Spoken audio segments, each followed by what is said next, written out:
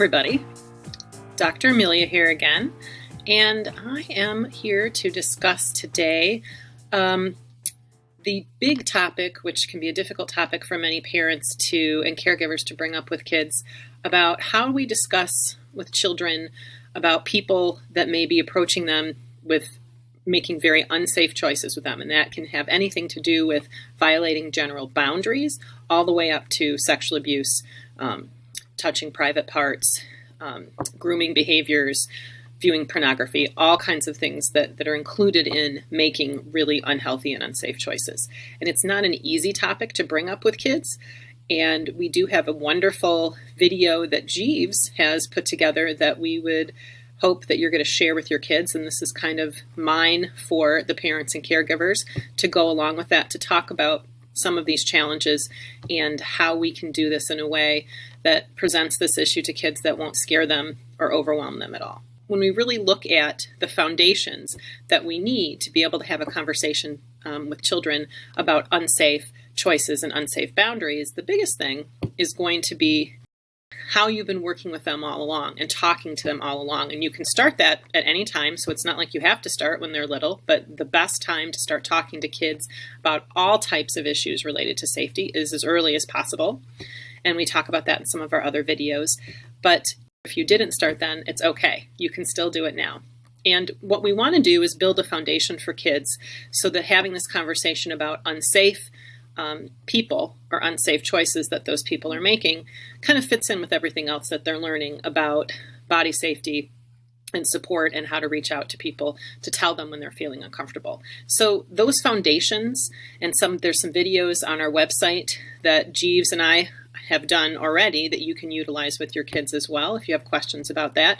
But really, the biggest one is to start with the issue of we need to teach kids the proper names for body parts, all body parts. So elbow, knee, nose, ears, vagina, penis, anus, all of those words are equally weighted the same. So if we're comfortable saying them and identifying body parts, then our kids and the people that that take care of our kids are comfortable saying them, then the kids are going to be comfortable saying those words. We want to be able to model safe and respectful behaviors of children. That's another really important foundational piece that you're going to be wanting doing all along with kids. And so to review that just quickly, it's asking for a hug before you give somebody a hug, asking for a kiss before you give it. If you're playing games or tickling, asking before that happens and stopping exactly when the child that you're playing with asks you to. Talking to kids about how they can always tell somebody no, and that we all need to ask for hugs and kisses and anything that goes into your physical space that may make you feel uncomfortable, or you may not just really want someone to do that at that point in time. So when we raise kids to be confident and we support those choices and those boundaries they're making, they're more likely to be able to talk about when they feel uncomfortable with those boundaries being violated. Then the third foundational piece, and there's videos specific to that Jeeves and I do here on the website as well, is identifying safe adults besides you, the caregiver or the parent, that a child can go to and talk to if they are feeling uncomfortable about something that happened.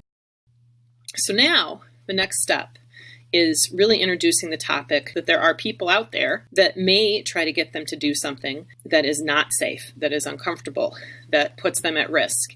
And these people, they could meet in a variety of different ways. They can meet them on the internet. They can meet them in a chat room through a video game. They can meet them out in, public when they are interacting with coaches or teachers or different types of providers and volunteers for things and activities the kids are doing. And unfortunately, as we know as adults, and some of the statistics that some of you may know already, that a child is much more likely to be abused by somebody they know and trust than by a stranger. And so that's kind of the tricky situation that we get into, is we do not want children to be afraid of everybody and be suspicious of everybody, and we don't want to act that way either in the world.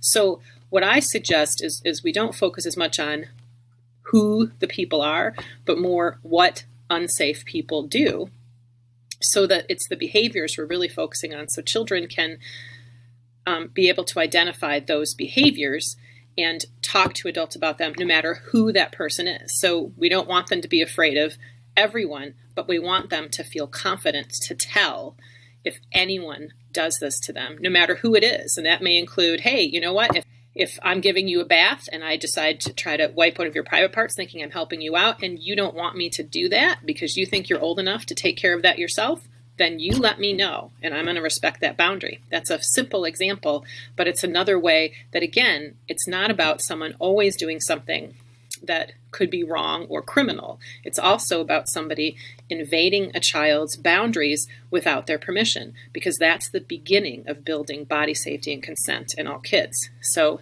when they feel comfortable telling anybody they don't want them to violate a boundary, then they're much more likely to tell when a much bigger boundary is broken or trust is broken with an adult they know. The next question is, what are unsafe choices and behaviors? Well, really, when we start to talk to kids about this, we start with things just like talking about going on the playground with other kids, and there may be another child that pushes or shoves them, or some of their peers may want them to go climb a tree when they know they're not allowed to climb trees in the playground because someone could fall and get hurt. And so it's talking to them and problem solving with kids about, well, what about that makes that an unsafe choice? And what should we do if one of our friends wants us to do something that we know is not safe? And problem solving with the kids about who they might want to go talk to. A lot of kids don't want to get somebody in trouble, but I think that finding adults that they know aren't going to necessarily get angry at that other child. Also, any type of bullying behavior is an unsafe behavior and an unsafe choice someone's making. So that's where we started. And we work up to the more unsafe behaviors, such as sexual touching. If an adult or a teenager or anyone wants that child to look at inappropriate sexual videos on the internet, all of those things are considered to be unsafe choices. And bring up scenarios and talk about them. The more relaxed and prepared you are to talk to kids about this, the better they're going to feel like it's just a normal conversation and they don't feel uncomfortable about it. The more regular those conversations are, and you can find things all the time. You guys are watching TV shows together, things like that. You can point out situations that are good examples to them of people that are making unsafe choices. Or a book, you're reading a book with a kid and a storybook has a child hitting another child, or an adult coming up and grabbing and hugging a kid without the kid's permission. You can use those things to point out, well, gee, what could the little girl, the little boy say in this book to that person if they don't want that hug or they don't want that kiss? And talking about those things and saying, and you can say those things too, to grandma and grandpa or to your aunt and uncle or anybody if you don't feel like you want to hug or a kiss at the time. And that also, that goes for lots of other things. And talking to kids about boundaries, where we're laying the foundations as children grow up for consent, for people needing to ask for permission or consent to do things to their bodies, and that they always have the right to say no. So thank you very much for listening to this video today and watching it. And I'm sure I will be talking to you all soon. Thanks.